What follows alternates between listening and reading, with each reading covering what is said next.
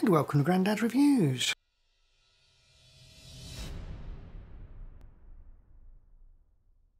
In this video I want to continue my look at using Canon lenses on the Fuji cameras.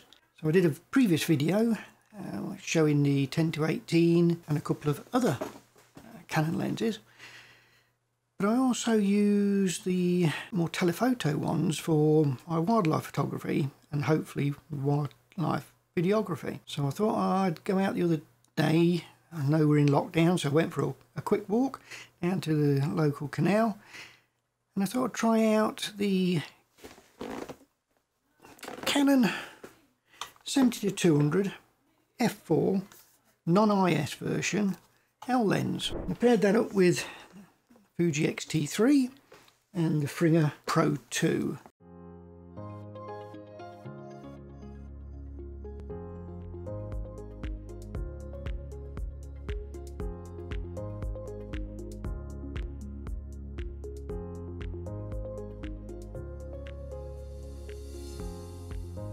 Now I've used this lens for stills photography and found it fantastic. Image quality is excellent.